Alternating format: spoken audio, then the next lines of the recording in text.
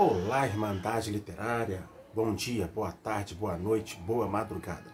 Independente do horário que você esteja assistindo esse vídeo, sejam muito bem-vindos e bem-vindas aqui no meu canal.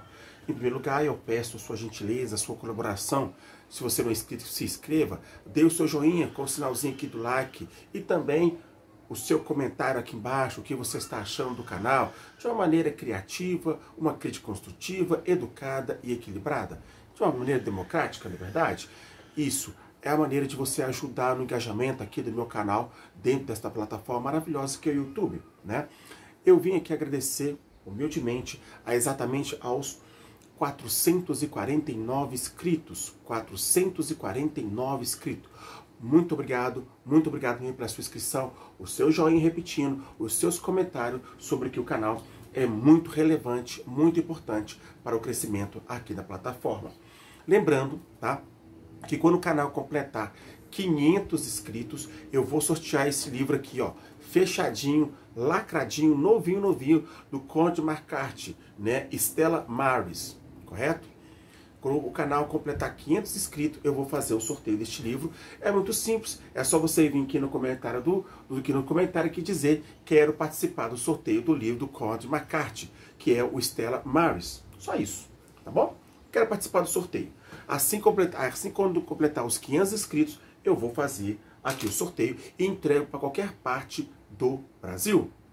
Beleza? Então vamos lá. Vamos falar então sobre o interessante. Bom, eu estou gostando, até no momento tá dentro que eu estou lendo, né? Do meu projeto, digamos assim, né? As 48 Leis do Poder, do Robert Greene. As 48 Leis do Poder, do Robert Greene, que agora nós vamos falar sobre a quarta lei, que é bem interessante, né? Boca fechada, não entra mosquito, já viu esse comentário? Aqui nós vamos falar sobre aqui, né? Lei 4. Diga menos do que o necessário. Aí tem uma parte interessante. Julgamento. Quando você procura impressionar as pessoas com palavras, quanto mais você diz, mais comum aparenta ser. Menos controle da situação parece ter. Mesmo que você esteja dizendo algo banal. Vai parecer original se você tornar vago, amplo e enigmático. Pessoas poderosas impressionam, intimidam, falando pouco. Quanto mais você fala, maior probabilidade de você falar besteira e não deixe de dizer razão. Tem razão? Aqui ele vai contar algumas histórias de algumas figuras históricas, tanto da França, de Roma, de pessoas que foram pessoas importantes, relativa no seu tempo, e poderia ter deixado uma biografia mais interessante, mas meteu o pé pelas mãos. Tem uma parte que de Leonardo da Vinci que ele fala muito assim, interessante. Ó. A ostra abre totalmente na lua cheia. Quando o caranguejo a vê, joga uma pedrinha ou uma alga marinha. Ela não pode mais se fechar. E serve de alimento para ele. Tal é o destino de quem abre demais a boca e se coloca. Portanto, você é à mercê do seu ouvinte. Então, assim, se você, né, manter sua boca fechada e fala menos, a probabilidade de você falar bobagem é menos.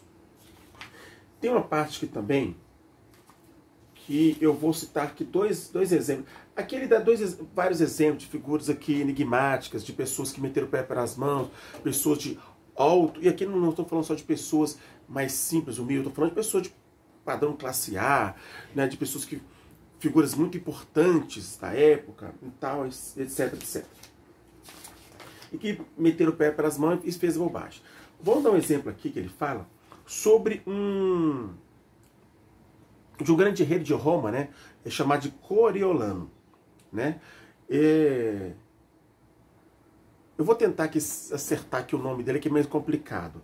É Nazius Marcius, também conhecido como Coriolano. Foi um grande herói militar na Roma Antiga, na primeira metade do século V a.C. Ele venceu muitas batalhas importantes, salvando vidas várias vezes da cidade de uma catástrofe. Como passou a maior parte do tempo em campos de batalha, poucos romanos se conheciam pessoalmente, que tornaram, portanto, uma espécie de figura lendária. Então aqui,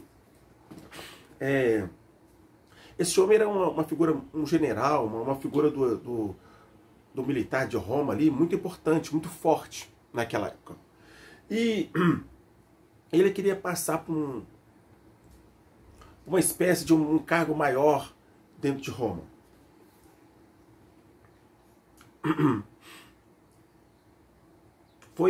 Aí tem a parte aqui, ó. 16 anos de luta em Roma, aos poucos a multidão realmente ouviu falar o discurso que ele seguiu. Aquelas cicatrizes provam o valor do patriotismo e comoveram o povo até as lágrimas. Na eleição de Coriolano seria certa.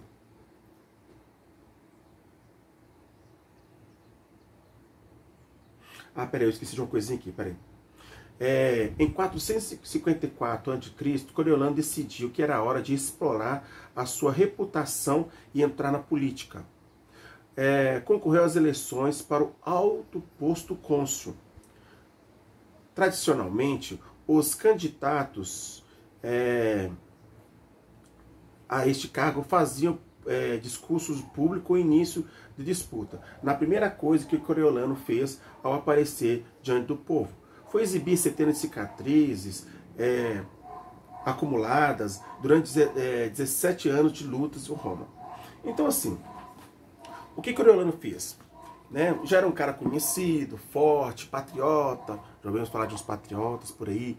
É um cara que, nossa, eu amo meu país, olha aqui minha cicatriz, e gostava de falar diante do povo, olha como eu sou maravilhoso, olha eu salvei, eu fiz. Um cara que gosta de se gabar, um cara que gosta de se mostrar. E não podemos dizer que ele prestou bom serviço para Roma no seu tempo. E ele queria, se eleger cônsul aí pro lado da política. Só que assim, boca fechada não entra mosquito. E ele, depois de ter feito esse discurso e indo para a eleição, ele achou que com certeza ele iria vencer essa eleição muito fácil. Mas vamos voltar aqui. Olha a bobagem que ele fez. Aí Coriolano, de novo, dirigindo-se principalmente aos cidadãos ricos que o acompanhavam, suas palavras foram arrogantes e insolentes, afirmando a certeza da vitória na eleição. Ele se vangloriou das suas proezas no campo de batalha, fez piadas impertinentes que agradavam apenas aos patrícios, pronunciou acusações iradas contra seus adversários e especulou sobre as riquezas que traria para Roma. Desta vez, o povo escutou. Não tinha percebido que o lendário soldado também era um fanfarrão comum. Vamos lá. As notícias do segundo discurso se espalharam rápido por toda Roma, e o povo compareceu em peso para garantir que ele não fosse eleito. Coriolano. Derrotado, Coriolano voltou ao campo de batalha amargurado e jurando se vingar dos plebeus que haviam votado contra ele. Semanas depois, um grande carregamento de grãos chegou a Roma. O Senado estava disposto a distribuir o alimento para o povo de graça. Mas, quando eles estavam se preparando para votar a questão, Coriolano surgiu em cena e tomou a palavra. A distribuição, argumentou ele, teria um efeito nocivo sobre a cidade em geral. Vários senadores compareceram se convencer disso. A proposta de distribuição foi posta em dúvida. Coriolano não parou por aí. Seguiu condenando o próprio conceito de democracia. Defendeu a ideia de se livrar dos representantes do povo, os tribunos, e entregar o governo, a cidade aos patrícios. Bom, aqui no caso, como ele não aceitou a derrota, porque falou demais, debochou, achou porque ele fez um discurso para os pobres, uma escuta por aí, começou a debochar, insultar as pessoas, começou a fazer aquelas promessas que a gente vê de político, o discurso é uma coisa, papel e botar fora é outra. Ele achou que estava certo, e aí aquele primeiro discurso que ele fez de mostrar cicatriz, de se mostrar, ele se mostrou um sujeito super arrogante, insolente, dissimulado, prepotente. Ele perdeu a eleição, né? Aí, interpretação. Opa, antes de entrar para a política, o nome de Coriolano evocava respeito. Seus feitos no campo de batalha mostravam como um homem de grande bravura. Como ele era pouco conhecido pelos cidadãos de Roma, lendas de todos os tipos foram conhecidas e apresentadas ao seu nome. Mesmo assim, que ele apareceu diante dos cidadãos romanos, manifestando suas opiniões, toda a grandeza e mistério que se foi. Ele gabava e esbravejava como soldado comum, insultava e injuriava o povo, como se sentisse ameaçado e inseguro. De repente, ele não era aquilo que o povo imaginava. A discrepância entre a lenda e a realidade foi a decepção muito grande para os que gostariam de acreditar nele como um herói. Quanto mais Coriolano falava, menos poderoso parecia. A pessoa não conseguia controlar as palavras. Mostra que não tem controle sobre si mesma e não merece respeito. Né? Então, é aquela, né? Apenas um detalhe. Você pode botar tudo a perder. A raiva e a ira, né? E tem uma parte aqui que eu achei interessante, que se fala assim, mas a língua humana é um animal selvagem que aos poucos consegue dominar. Está sempre se esforçando para sair da jaula. E não se for domesticado, vira uma fera e vai lhe dar problemas. Não acumula poder quem joga fora a riqueza de suas palavras. Essa é interessante. Não acumula poder quem joga fora a riqueza de suas palavras. Né? E aí,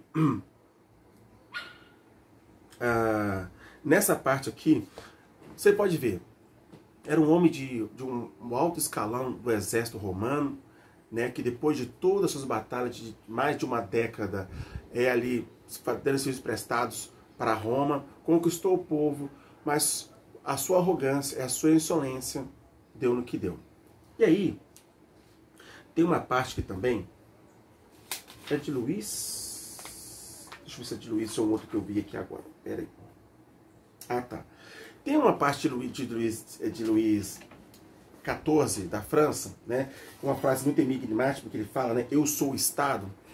Então, tipo assim, ele foi um grande estrategista da sua época, né? Da França. Por quê? Porque quando ele sabia como a França estava, como ela estava sendo atacada, ela tinha um problema, e os seus conselheiros iam falar para ele sobre um determinado problema, ele sempre observava o que os seus conselheiros estavam falando, né? Digamos, os seus ministros nos dias de hoje, né? Carinho em volta. Falava pouco e diz, depois eu vou resolver isso.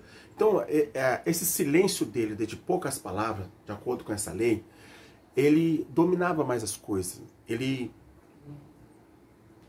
deixava tanto seus inimigos, né? Com seus inimigos, quando as próprias pessoas com que ele trabalhava, não sabia para onde que ele ia fazer, que caminho que ele ia fazer, né? Então, o silêncio é uma obra-prima.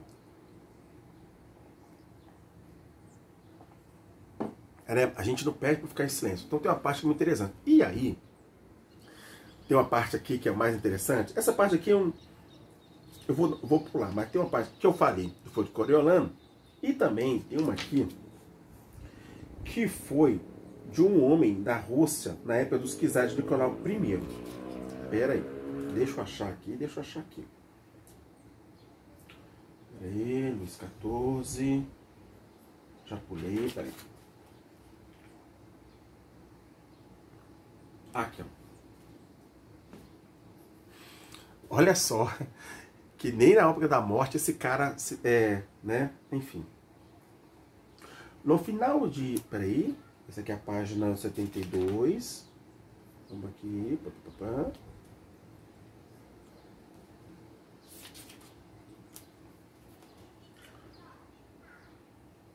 Em 1825, um novo czar, Nicolau I, subiu ao trono da Rússia. Imediatamente houve uma rebelião, liderada por liberais, que exigiam um país ao modernismo, que suas indústrias e estruturas civis igualassem ao resto da Europa, esmagando brutalmente uma revolta, a insurreição de dezembro. Nicolau I condenou a morte de seus líderes. Aí é um nome meio complicado que eu vou tentar aqui, até coloco no Google depois aqui. Krogrant Hrevelev. Eu vou pegar do Google depois direitinho aqui. No dia seguinte da execução, Hrevelev subiu ao partíbulo com a corda no pescoço. O alçapão se abriu e quando o review ficou suspenso ao ar, a corda se rompeu. Ele foi ao chão. Na época dessas ocorrências, era um sinal de providência divina, de que se salvasse da morte, dessa forma costumava ser perdoado. Quando Hrevelev se levantou, sujo, arranhado, mas acreditando que estava com o pescoço a salvo, gritou para a multidão. Estão vendo? Na Rússia não sabe fazer nada direito, nem mesmo uma corda. Então tá. Então esse review aqui, quem fazia parte do reinado, né, na Rússia naquele tempo de 1825, era o czar Nicolau I, né? E tinha ali a rebelião dos liberais, que queriam uma Rússia mais transparente, uma Rússia que direitos iguais, papapá, ele já conhece tudo isso aí. Ok, é um direito. Só que Nicolau não entendeu isso, né, que liberou uma rebelião. Enfim, a gente sabe que nessa rebelião tem muita morte, conspiração e tal. Mandou para a forca esse Hrevelev. Eu vou pegar aqui no Google daqui a pouco.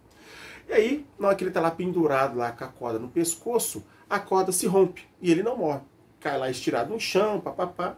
Em vez dele ficar em silêncio, porque naquela época, as pessoas que iam para a forca e ela não fosse enforcada, acontecia alguma coisa, que a corda arrebentava, conseguia ela não fosse morta, eles entendiam que era uma obra divina de perdão e que aquele pecado, ou aquele crime que aquela pessoa cometeu, seria perdoado pelos reis da época. E o que aconteceria com esse líder aqui liberal da Rússia? Só que, né, ele bateu a língua nos dentes e falou que não tá vendo. Na Rússia eles não sabem nem fazer uma corda.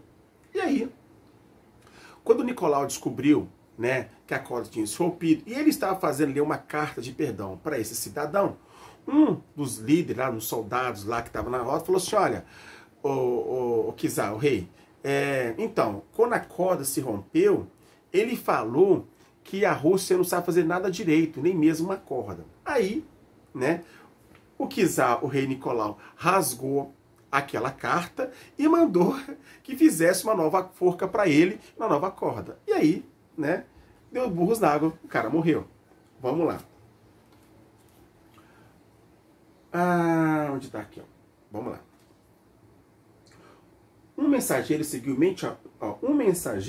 seguiu imediatamente para o palácio de inverno, com a notícia do enforcamento, que não tinha acontecido, apesar de irritado com a reviravolta frustrante. Nicolau começou a assinar o pedido de perdão, mas aí Hrevelev disse alguma coisa depois deste milagre.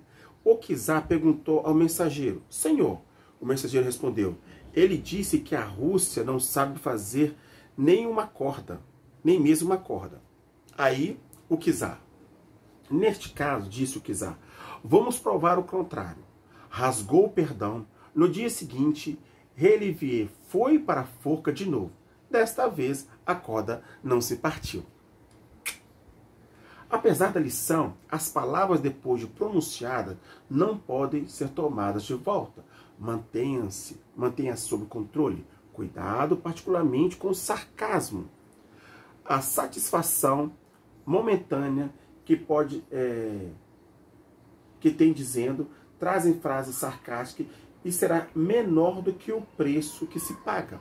Então, né, para as pessoas que adoram de fazer um deboche, um poucasmo, uma indiferença, um sarcasmo, no caso desse cidadão, né, lhe custou a vida.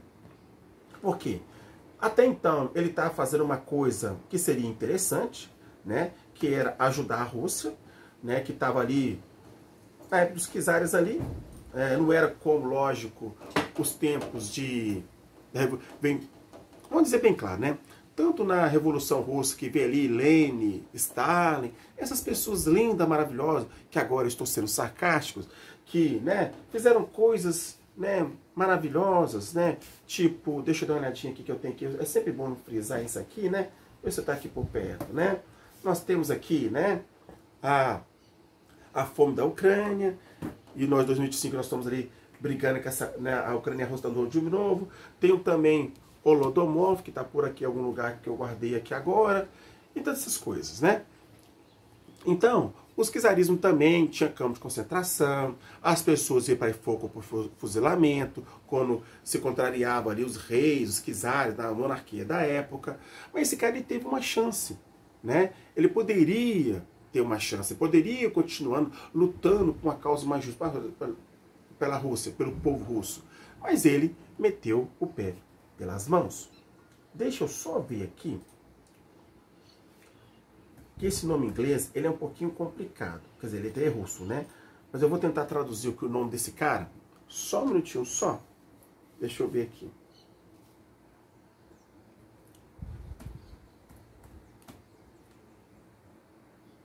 Peraí.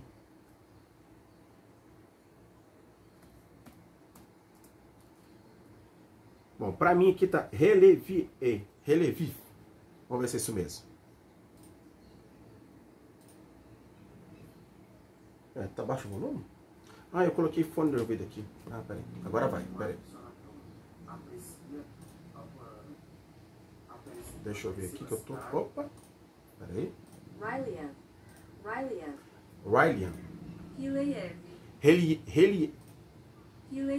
Reliev.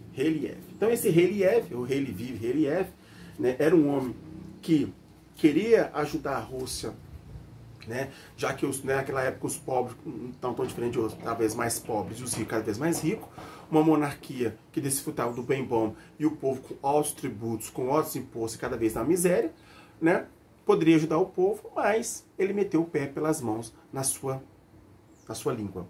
Então às vezes a gente não perde para ficar calado, não é verdade? Apesar que todos nós, meu Deus, somos falhos, todos nós, no momento de sangue quente, falamos bobagem, mas às vezes pode custar a sua própria vida.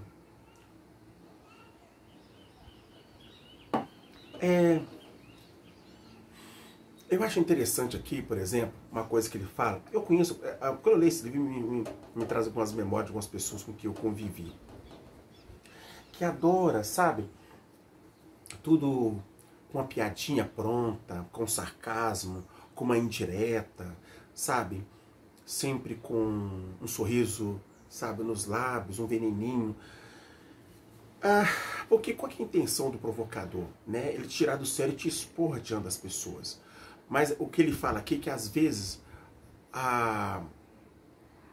o provocador, como eu disse, ele quer provocar. Se você é difícil. Se você conseguir se conter, se você conseguir segurar aquele momento, a propensão de você falar bobagem e de você tomar atitude de raiva será menor. Ou você fica em silêncio, ou você sai de perto, você deixa a pessoa falando, enfim. Como eu disse, há pessoas e pessoas, né? Tem vezes que não dá para segurar, enfim. Mas, ele dá umas dicas aqui muito interessantes sobre ficar silêncio, né? Não aceitar provocação, não aceitar, né? Fale pouco, coloque as pessoas em dúvida sobre aquilo realmente que você quer. Deixa eu ver uma coisa aqui. Que eu até coloquei mais coisas, porque eu acho que nesse caso aqui eu já explanei tudo que eu tinha que falar aqui. Deixa eu só falar de novo o nome desse cara aqui, que eu acho interessante, né?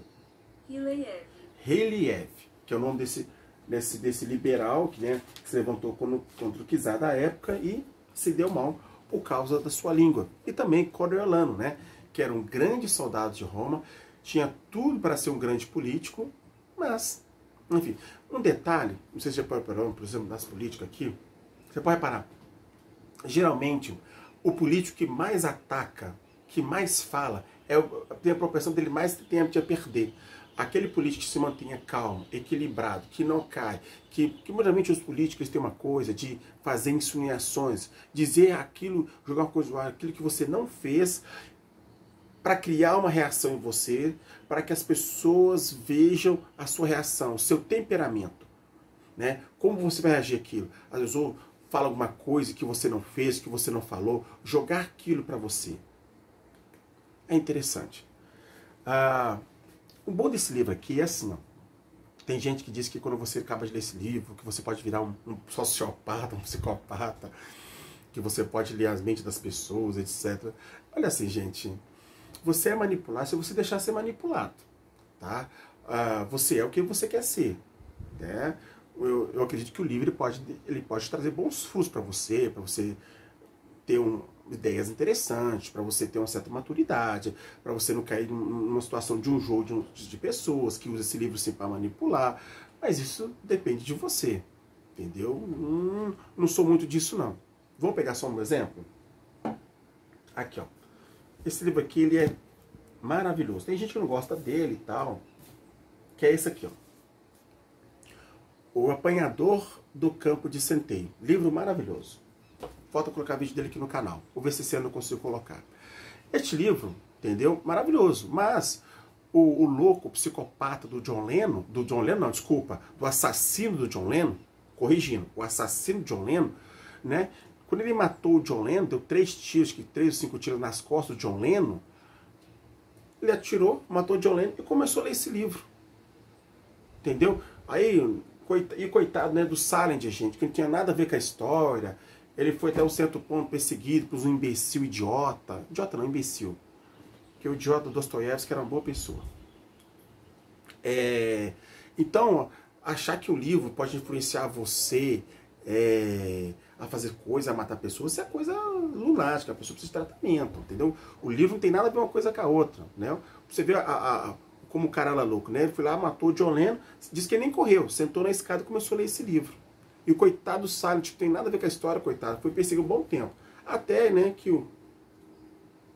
os neurônios, né, os QI das pessoas voltaram para o lugar, ele viu que não tem nada a ver, e deixaram ele em paz por um tempo. Porque o Silent era um cara totalmente fechado na dele, de poucas entrevistas, um cara mais passou por umas dificuldades na Segunda Guerra Mundial, enfim. Ele sofreu um bocado. Teve os livros dele, alguém querendo alterar os livros dele, enfim, é por aí. Então, neste livro aqui, Os 48 Leis do Poder, ele te apresenta a enigmática desse livro, que é assim, vai continuar mostrando personagens, personagens do século XX, do século XIX, do século antes de Cristo, tal, século V, de pessoas que, geralmente as pessoas que tinham mais poder na vida, tanto aquisitivo, de político e poder, mas que mais deram o pé pelas mãos por atitudes erradas. Pela vaidade, pela arrogância, pela soberba, pela língua, né?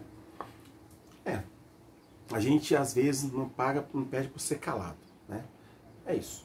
Então tá aqui então, meu povo lindo, maravilhoso, mais uma vez aqui de todo o meu coração, eu venho agradecer aos 449 inscritos. 449 inscritos. Muito obrigado mesmo. A sua inscrição aqui nesse botãozinho vermelho, o seu joinha, tá? E também o seu comentário construtivo, educado, equilibrado, também aqui embaixo. Nem que seja um coraçãozinho deixar, isso dá engajamento, isso dá crescimento. Eu cresço aqui dentro da plataforma. A maneira de você me ajudar aqui no canal é fazendo essas coisas. O YouTube entende que o meu canal ele é relevante e mais pessoas tenham conhecimento, tenham acesso ao meu canal. Tá? Então a sua inscrição, o seu joinha, os seus comentários. Tá bom, gente? É coisa de 2, 3 minutinhos vocês fazem isso. É uma maneira de vocês me ajudarem. Humildemente eu agradeço. Tá bom? Então tá aqui. Foi dito então a 4ª lei do Robert Greene, né? Que se chama... Opa! Deixa eu voltar aqui. Deixa eu voltar aqui. A 4ª lei. Diga sempre menos do que o necessário. A 4ª lei. Diga sempre menos do que o necessário, né? Esse aqui faz parte do meu projeto, né? As 48 leis do poder. Então tá aqui, pessoal. agradeço mais uma vez. Muito obrigado. Um forte abraço, fique bem e até o próximo vídeo. Tchau, tchau.